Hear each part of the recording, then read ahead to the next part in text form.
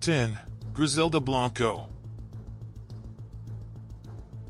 Griselda Blanco, despite her unassuming appearance, played a prominent role in the cocaine trade of Miami during the 1970s and 1980s. Hailing from Colombia, she grew up in poverty but aspired for a better life.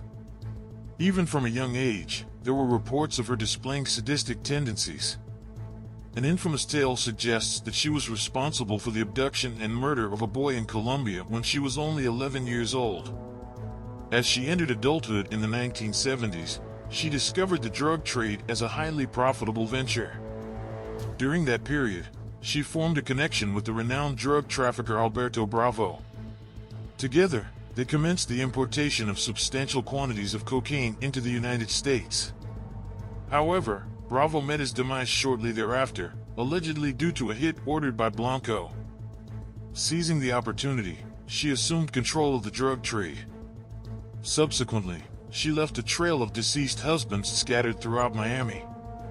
Competing drug dealers also met untimely deaths under mysterious circumstances. Although law enforcement couldn't substantiate Griselda's involvement, the streets were well aware of her actions. The multitude of fatalities she caused earned her the moniker Black Widow. As the 1980s dawned, her drug empire expanded rapidly across South Florida. She eliminated her competitors in great numbers and reigned as the preeminent dealer during the cocaine cowboy wars. After years filled with drugs, murder, and chaos, the federal authorities finally caught up with Griselda. In 1985, she was convicted on numerous drug-related charges. Although prosecutors couldn't link her to any murders, the sentencing ensured that her drug operation ceased and she was removed from the streets. By 2004, Blanco completed her prison term and returned to the outside world. She had been deported back to her native Colombia by then. It seemed as though Blanco was prepared to lead a more tranquil life, free from drugs and the chaos of Miami. Reports suggested that she retired from a life of crime and enjoyed her twilight years. However, the long-standing rivalries of the drug trade eventually caught up with her. In 2012, while leaving a butcher's shop in the city of Medellin, she was shot and killed by an assassin riding a motorcycle. The irony of her death was chillingly evident. Griselda Blanco herself had pioneered the motorcycle assassin hit-and-run tactic. 9. Iva Kroeger. Iva Kroeger, seemingly an innocent grandmother at first glance, was far from what she appeared. Originally named Lucille Hopper, she embarked on a path of criminal activities early in her life and continued down a sordid road as she aged. With the deceptive claim of being a military nurse, she would deceitfully maneuver her way into various situations, accumulating debts and covertly pilfering desired items. When the pressure grew intense, she conveniently fled town, ready to execute her next scheme. This became her way of life for many years. In 1954, Iva married Ralph Kroeger in San Francisco, adopting the name Iva along the way. Ralph himself seemed to possess a knack for debts, and by 1961, the couple changed their surname to Long.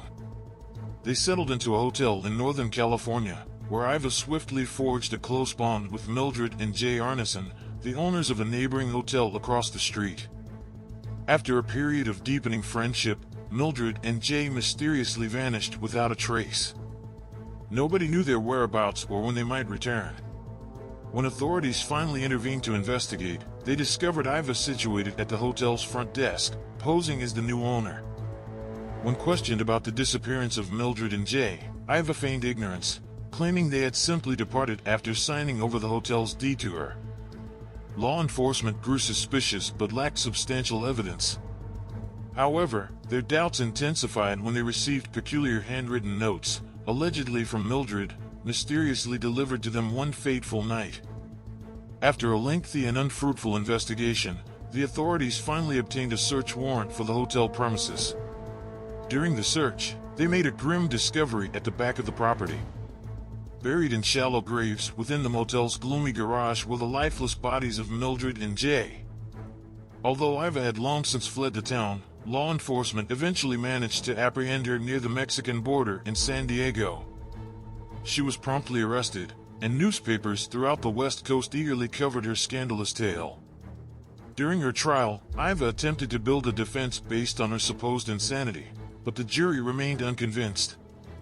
She was convicted of murder and sentenced to imprisonment. Astonishingly, she was granted parole less than 2 decades later. Released from incarceration in 1975, she relocated across the country and resumed her criminal activities, primarily engaging in petty offenses. However, in 1987, she faced allegations of making death threats against an individual in Florida. Ultimately, Iva passed away in 2000, fading into obscurity. Nonetheless, for a significant period, she stood as Northern California's most dreaded female criminal and fugitive murderer. 8. Bonnie Parker. Have you ever come across the legendary tales of Bonnie and Clyde? While Clyde Barrow, the outlaw, often steals the spotlight as a gun-toting criminal, Bonnie Parker, his captivating partner, was far from being a fragile flower. Growing up in the impoverished neighborhoods of West Dallas, Bonnie Parker had dreams of pursuing a career in acting and poetry. However, beneath her romantic aspirations, a dark undercurrent flowed. Like Barrow, she bore the weight of her family's struggles during the harsh times of the Great Depression. As Clyde tirelessly worked behind the scenes to assemble a gang of bank robbers, Bonnie stood steadfastly by his side. Despite her yearnings for fame in the world of acting or literature, the immediate concerns of survival, such as money and food, took precedence. And when it came to doing what was necessary to acquire some quick cash, she proved to be no slacker. Clyde Barrow's notorious gang left a trail of 13 deaths in their wake during their prolific crime spree in the 1930s. Historians have long debated whether Parker was directly involved in any of the killings. Ultimately, most tend to believe that she did not personally pull the trigger to commit murder. However, her involvement was undeniable as she aided in hiding stolen money, orchestrating car thefts for quick getaways, and managing the perilous criminal enterprise. The frenzied media coverage of the era only served to heighten her public image. Parker's beauty and audacious behavior captured the admiration of countless individuals across America. The intense love affair between her and Clyde, amidst a backdrop of violence and criminality, turned them into a distinctive couple akin to modern-day Robin Hoods, destined to become an integral part of American folklore. It certainly didn't hurt that she became infamous for posing beside stolen automobiles with guns at her side and a cigar between her lips. Bonnie Parker perfectly embodied the image of America's first female gangster, and she had a fiercely dangerous crew to support her. 7. Kate Bender. The Bender family gained infamy as a notorious and murderous group operating in the vast expanses of the Great Plains of Kansas during the late 19th century. Among them were John Bender Sr., an immigrant from Germany with limited proficiency in English, his son John Jr., and the mother of the family, Elvira, also known as Elmira, who was known for her limited English skills and mean-spirited nature. Despite these traits, the family managed a thriving boarding house that catered to transient and wandering men passing through rural Kansas. Their establishment had a simple allure, the enchanting presence of 23-year-old Kate Bender, who possessed both beauty and charisma. Additionally, her fluency in English and ability to captivate American men worked to their advantage. By 1871, the Benders had established a reliable accommodation in their rural Kansas residence. They began advertising their services in newspapers, which attracted numerous men to their doorstep. One after another, these men checked in to stay, becoming mesmerized by Kate's allure and social skills. However, one by one, these men mysteriously vanished while traveling along the renowned Osage Trail. For a time, it seemed as though Kate and her family would escape scrutiny. However, a man named Dr. William Henry York, hailing from the eastern part of the country, began diligently investigating the disappearances of several acquaintances who had never reached their intended destinations out west. Determined to uncover the truth, Dr. York traveled to Kansas and eventually encountered the Benders. Unfortunately, he too fell victim to their sinister scheme and disappeared. Yet, Dr. York's demise did not go unnoticed. His brother, Alexander, closely monitored his travels. When William vanished without a trace, Alexander embarked on a journey to the Benders' residence, seeking definitive answers. However, upon his arrival, he discovered that the entire family had vanished. Kate and her accomplices had hastily packed their belongings and fled. The authorities raided the property and unearthed the remains of numerous men, all victims of the Benders' heinous acts. The truth behind the fate of these unfortunate individuals had finally come to light. However, justice was elusive. Kate's family had vanished without a trace, leaving no clue to their whereabouts. In the years that followed, sightings of Kate and the Bloody Benders were reported sporadically across the American frontier. Yet, none of these reports led to their capture or resolution. The beautiful young woman and her murderous clan seemingly disappeared into thin air, possibly to continue their killing spree elsewhere. 6. Belle Gunness. Kate Bender was not the sole vagabond woman who utilized the aspirations of pioneers as a pretext for committing murder. During the early 20th century, Belle Gunness gained infamy as an infamous killer of lonely hearts in Indiana. She cunningly utilized her farm in the town of LaPorte to lure unsuspecting men, ultimately managing to elude justice. Gunness, born in Norway in 1859, migrated to the United States in 1881. After serving as a domestic worker for several years, she married another Norwegian named Mads Sorensen. Shortly after their union, their residence in Chicago was tragically engulfed in flames.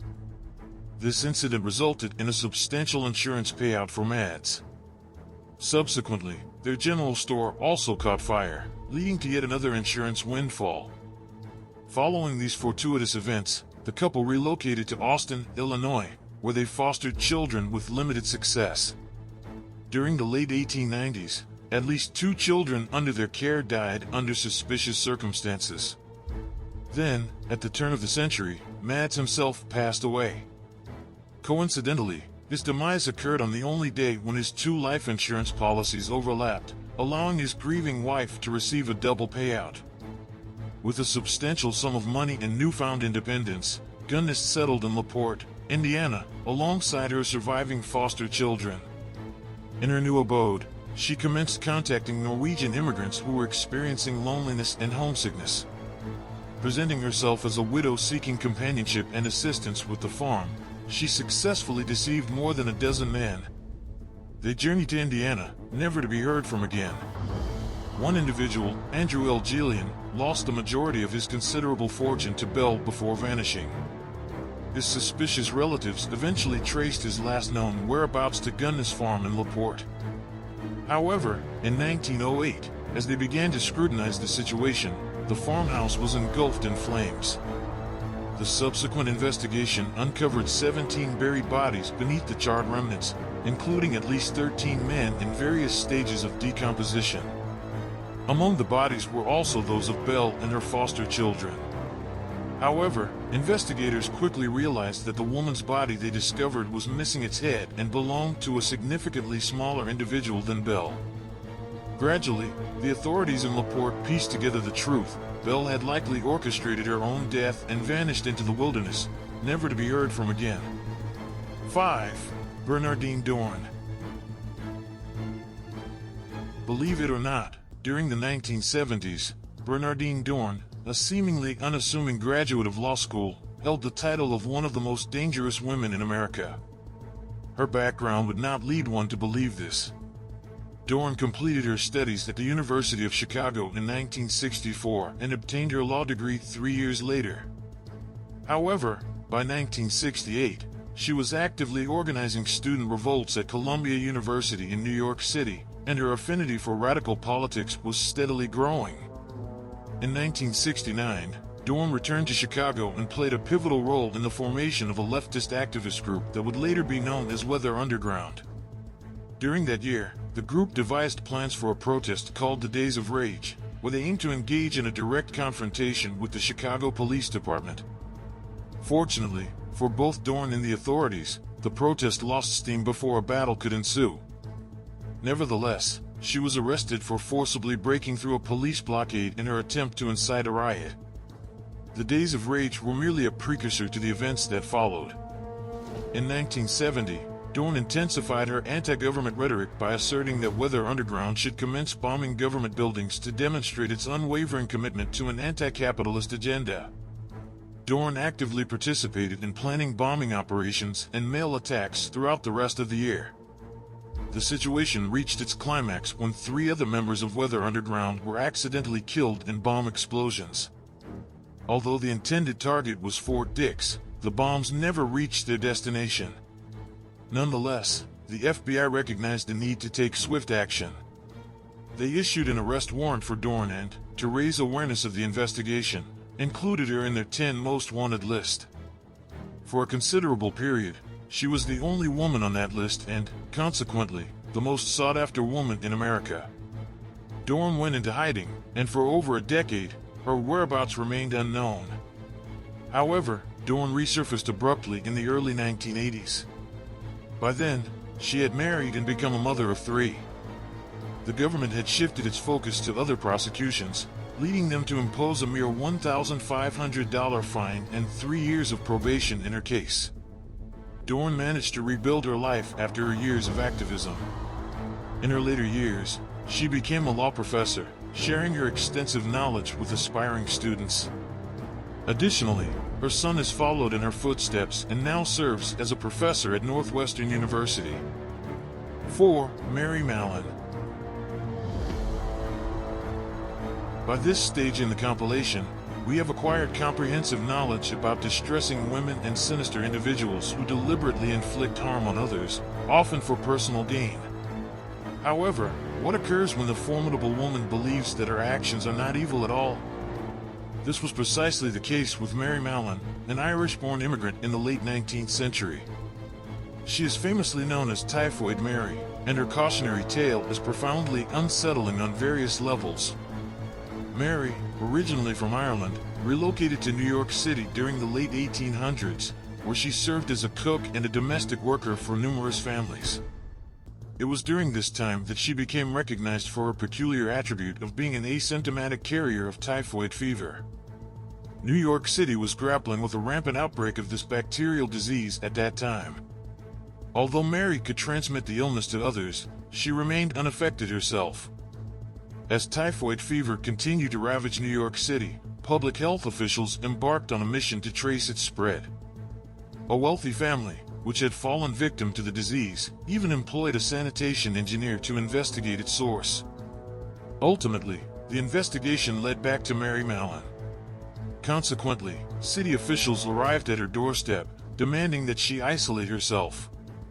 By 1907, Typhoid Mary was placed under strict quarantine. 3 years later, a new health commissioner stipulated that she should never again work as a cook or domestic worker. However, Mallon chose to disregard these instructions. After the initial typhoid scare had subsided, she resumed her work at a maternity hospital, once again exposing vulnerable patients with compromised immune systems to the disease. As the death toll began to rise once more, New York officials tracked down Mary and barred her from the premises. Subsequently, she was ordered to remain in quarantine for the remainder of her life. This time, the ban was strictly enforced. Mary ultimately passed away in isolation in 1938, feeling understandably resentful of the limitations imposed upon her life. Nonetheless, health officials maintained that she posed an immense threat to those in her vicinity. In light of the rampant global spread of COVID, Mary's story of infection and quarantine holds even greater relevance today. 3. Delphine LaLaurie. Delphine LaLaurie, a Creole woman, was a prominent figure in 19th century New Orleans society. Residing in the affluent French Quarter alongside her third husband, Dr. Leonard Louis Nicolas LaLaurie, she enjoyed a high social status. However, their lavish estate, like many others of the time, was operated by numerous enslaved individuals. Disturbing rumors about the mistreatment of these slaves by the LaLauries had been circulating since the late 1820s. In 1834, a terrible fire broke out at the LaLaurie mansion, prompting the arrival of firefighters. To their horror, they discovered an elderly woman shackled to the kitchen stove. She confessed to deliberately setting the fire as a desperate attempt to end her own life, revealing the alleged mistreatment she had endured. A subsequent investigation revealed a gruesome scene within a concealed chamber deep within the house. 7 slaves had been brutally mutilated and forcibly restrained.